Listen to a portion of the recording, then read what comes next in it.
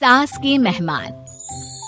सिमर की सास की सारी जिंदगी किराए के मकान में ही बीती, लेकिन जब बेटा कमाने लायक हुआ तो उसने अपना बड़ा मकान बनाया। क्या है माँ, इतनी लंबी लिस्ट मेहमानों की? गृह प्रवेश है सिर्फ, शादी में तो तुमने इन लोगों को बुलाया ही था ना। अरे बेटा, तुम्हारे पिता और मैंने तो सारा आजीवन घर नहीं बनाया, ये सोचकर कि पैसा घर में लगा देंगे तो तुझे कहाँ से पढ़ाएंगे।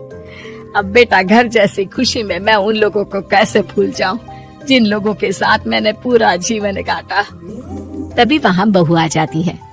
क्या माँ जी, कैसी बात कर रही हैं? बुआ जी, चाची जी, उनकी बेटियाँ, ससुराल वाले सभी तो आ रहे। मैंने उनकी लिस्ट सुमन से पूछकर तैयार कर ली है। हाँ बेटा, ये लोग तो रिश्तेदार हैं, इन लोगों को तो बुलाना ही है, लेकिन जिन लोगों के साथ मैं किराए के मकानों में रही, वो मकान मालिक, वो पड़ोसी, उन्हें कैसे भूल सकती हूँ। माँ, लेकिन वो नीलम आंटी को तो मत बुलाना, बड़ा ही लो स्टैंडर्ड साउंड करती है वो। हाँ माँ, और वो किरण को भी। उनका पति और बेटा खाते कितना है। और नहीं तो क्या, शादी में भी 2000 रुपए वाली प्लेट में दनादन खा रहे थे। माँ कुछ नहीं बोलती, कमरे में चली जाती है।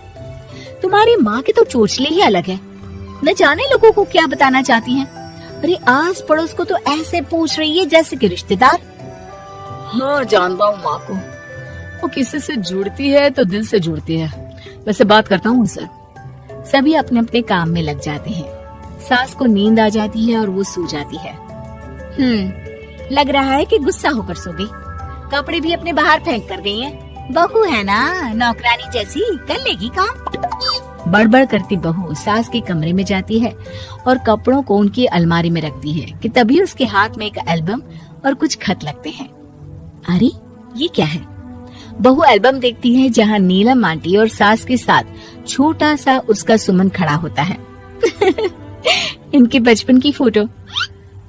वो सारी फोटो देखकर जब खत को खोलती है तो वो किरण का होता है। बहू खत पढ़ने लगती है। खत में लिखा होता है, तू पैसे की चिंता न कर, सुमन की पढ़ाई में कोई कमी ना हो, हम पड़ोसी नहीं बहने हैं। तभी सास जग जाती है। अरे बहू, क्या हुआ? कुछ चाहिए था क्या? बहू बात घुमा देती है। माँ जी, वो इनकी फोटो देख रही थी नीलम आंटी के साथ।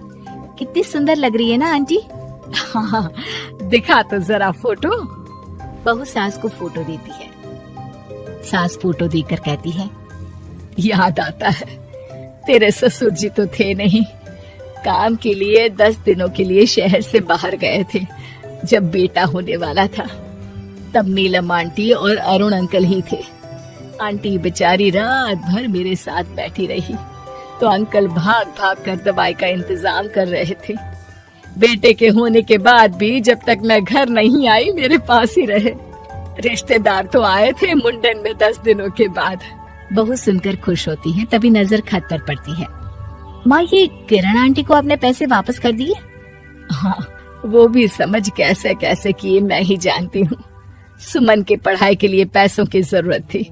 रिश्तेदारों ने तो साफ बोल दिया था कि किसी होटल में काम पर लगा दो। कई लोग बर्तन धोने के साथ पढ़ाई करते हैं, लेकिन किरण आंटी, उन्होंने अपने बुढ़ापे के लिए बचाए हुए पैसों को सुमन की पढ़ाई के लिए दे दिए। यानी कि आज ये जो कुछ भी है वो किरण आंटी के कारण ही ना? हाँ बहू, ऐसे ऐसे पड़ोसी हुआ करते थे जो किसी रिश्ते के नाम से नहीं बल्कि अपनेपन से भरे थे। फिर सास का बोलने का रुख तीखा हो जाता है। और फिर भी देख, सुमन इन लोगों को भी नहीं बुलाने दे रहा है। माँ, मैं बात करती हूँ, ये लोग सिर्फ आएंगे ही नहीं, हम लोगों के साथ रुकेंगे भी घर में, रिश्तेदारों की तरह।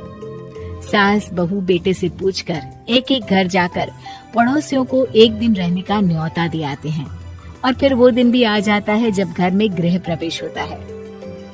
अरे हम लोगों का कमरा कहाँ है? बड़ा कमरा देना हम लोगों को, खुला खुला। सुमन परेशान हो जाता है कि वो क्या करे, कहाँ किसका सामान रखे, कि वहीं किरण पड़ोसन आ जाती है।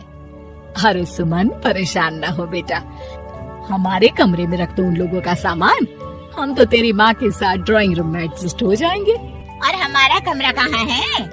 सुमन, जरा सामान कमरे में तो रखवा दो। अरे ये क्या, मेरे कमरे में तो सफाई ही नहीं है। अरे बता देती सुमन, हम कहीं और रह लेते। तभी वहाँ नीलम झाड़ू लेकर आ जाती है। अरे बबली दीदी कैसी बात कर रही है, चलिए मैं साफ किए देती हूँ कमरा। वहीं मामी जी भी आ जाती हैं। अरे सुमन दीदी, सबसे छोटा कमरा हम लोगों को ही देना था क्या? मायके की कोई परवाह नहीं है। वो मामी जी, किरण आंटी और नीलम आंटी की फैमिली एक ही कमरे में है ना, तो इसलिए आप और मामा दो ही तो लोग हैं। तो मामी तो बहू के मुंह से ये बात सुनकर गुस्से से लाल पीली हो जाती है। अरे वाह जी वाह, बहू की जुबान तो देखो कितना बोल रही है। इतना बोलने वाली बहुएं भी होती है क्या? अरे रहने दो, जब मेरी बहन ने ही मेरे बारे में नहीं सोचा तो किसी और से क्या उम्मीद करें। दोनों सामान पैक करके घर से निकल ही रहे होते हैं कि नीलम आ जाती है। अरे राकेश भैया, मैं भी सुमन की तरह ही तो हूँ। आप तो हम लोगों को इतने साल से जानते हैं। हाँ, तुम लोग तो मेरी बहन से चिपकी रही गोंद की तरह। खैर कोई बात नहीं, रहो बड़े कमरे में।